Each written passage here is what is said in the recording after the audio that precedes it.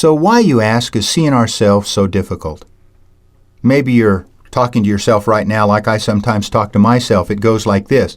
I've noticed that other people don't see themselves well, but I don't seem to have that difficulty. I'm pretty self-aware.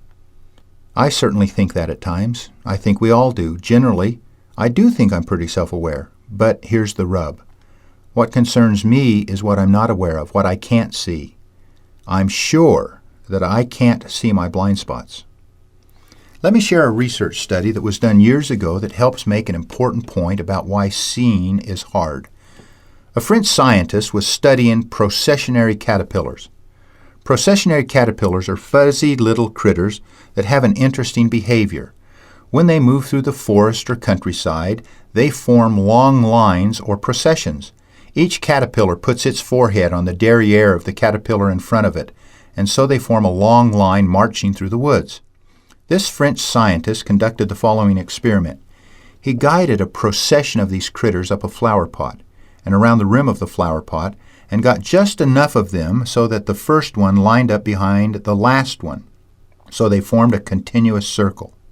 How long, he asked, will these caterpillars march around the rim of this pot at this same relentless pace until one of them figures out, hey, this is a bad joke, or whoa, hold it, I'm hungry? The answer is until they died. They starved, even though food was clearly visible in the pot and close by. Why? Processionary caterpillars are apparently hardwired to act that way. So, what is the point? One point perhaps could be that it's hard to be a leader when all you have is hindsight. No, I'm just kidding there. The real point is that options and actions can disappear.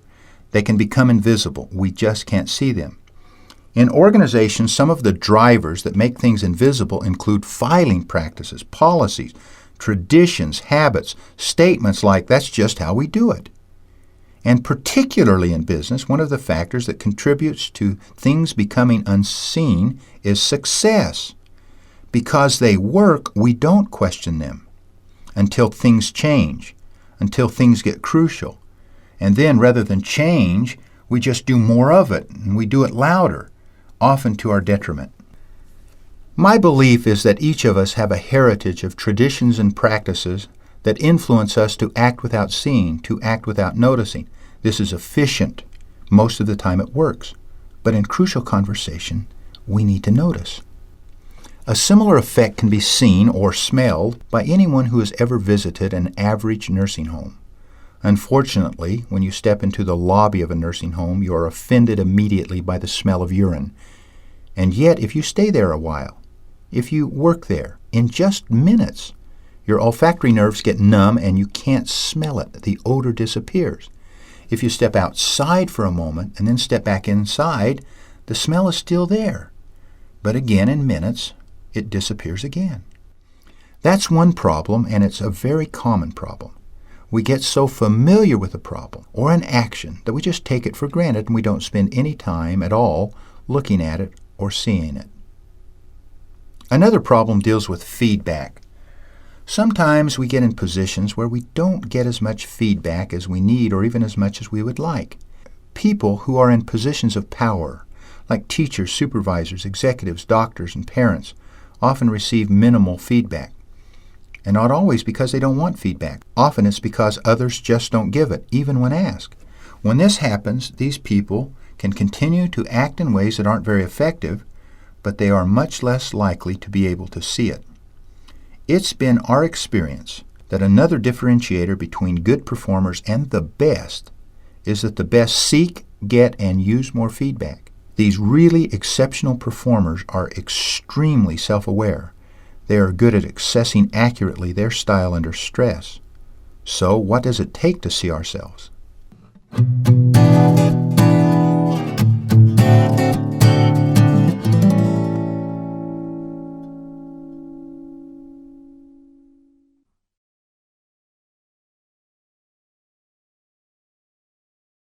How do we see our style under stress? I've mentioned it's tough, and I've tried to make the case that it's important. Now I'd like to share 2 ways to learn about our style under stress.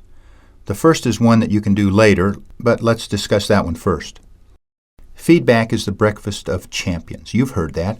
Often it seems risky to get feedback or to work on personal assessments. We've tried to make it easy.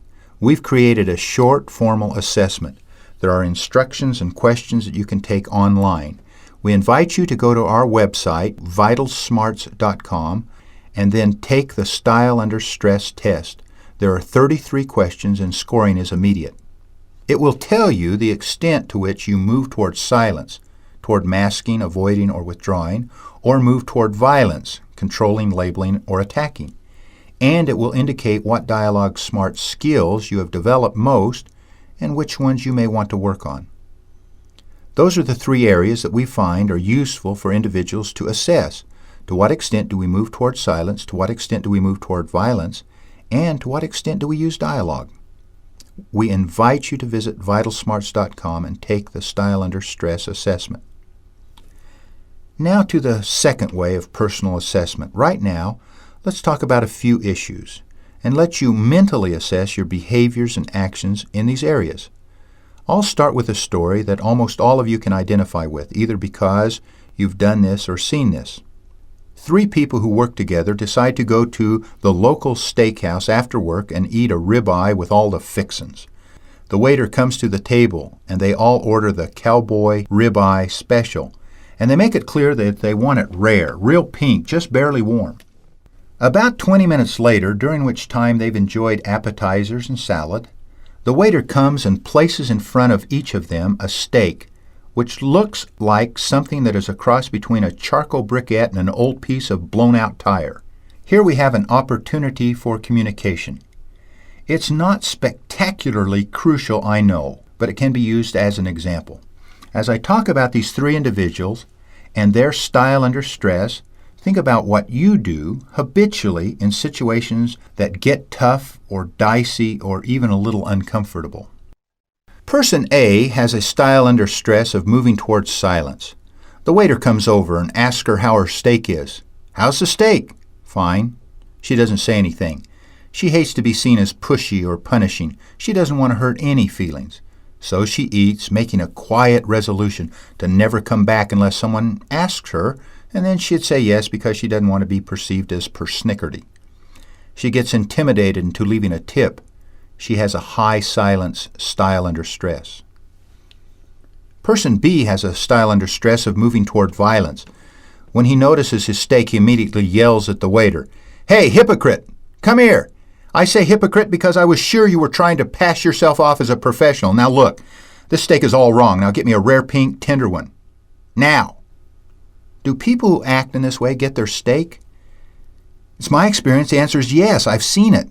People at my table. The question is, when the steak comes back, what else comes with it? I believe that the reason for having 2 swinging doors in restaurants is to separate the kitchen from the diners so we can't hear just like there are always costs with silence, there are always costs associated with a violent style under stress. Person C is dialogue smart. She gets the waiter's attention, starts with an observation. "I ordered a pink rare steak. Would you agree that this is not pink or rare? I was wondering if you could help me get a rare steak." What happens regularly is that she gets the steak, and because she's maintained the relationship, it comes only with what she ordered, and she can dine there comfortably again. She uses dialogue to get results and to build good relationships.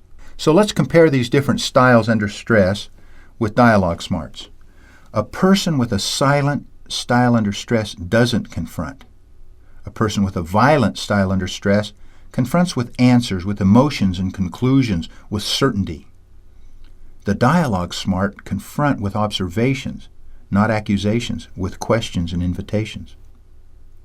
A person with a silent style under stress values harmony more than quality. A person with a violent style under stress values quality more than harmony. Dialogue smart people value both. They refuse the sucker's choice. So what is your style under stress? Think about it as you consider these questions. What do you do when there's a performance problem with an employee or coworker? Do you let it slide, hoping that time will cure all? Do you get in their face thinking a little hard lesson is just the thing? Or do you make an observation and then try to understand rather than putting them on a guilt trip? What do you do when your boss says a meeting will last for an hour and then they always last 2 or more hours? What do you do when you see waste in a process at work? What do you do when you feel that you've been overlooked by not being asked to serve on that committee or in not being promoted? What do you do when a colleague is late to work and it's affecting customer service and your job? Do you remain silent, speak up, yell? What do you do when someone is breaking a safety policy or practice?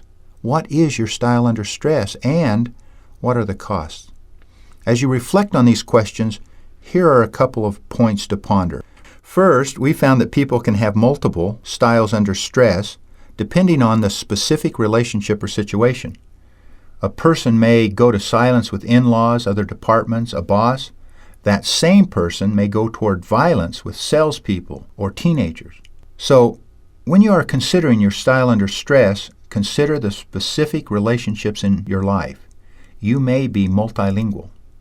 Second, let me end with a story that I still remember vividly. This story is intended to help you ponder. What are the potential benefits can happen when someone becomes more aware of their style under stress? A vice president in a large organization was one of a dozen executives on the leadership team who, for 2 hours, had taken dialogue training. All had practiced for a week. Like all the participants, this vice president had come back to the next training session prepared to report on his homework assignment. Each executive was asked to share with his peers what he or she had tried and how it had worked. The vice president held up a card with the dialogue model on it, and he said, "Let me tell you what I did this week, and this is not easy. Right after the training, I went home and invited my 15 and 17-year-old sons and my wife to have a talk. I wanted to teach them something I had learned. I explained the dialogue map, and then I told them that until that very day, I didn't realize that for all of our lives together, that the way I had been talking to them was controlling and labeling. And I told them I was so sorry." Then he said to that group of teammates, "This week we had the first half-dozen hours of real dialogue that my family has ever had." He had learned to look, to see himself and how his behaviors had an impact. The best communicators, as I've mentioned, seek, get, and use more feedback than communicators who are merely good. They learn to look at how their personal behaviors are affecting their crucial conversations. They know, if they don't, there are costs. Now, we know that dialogue takes time, but communication that includes any form of silence or violence eventually takes longer and costs more.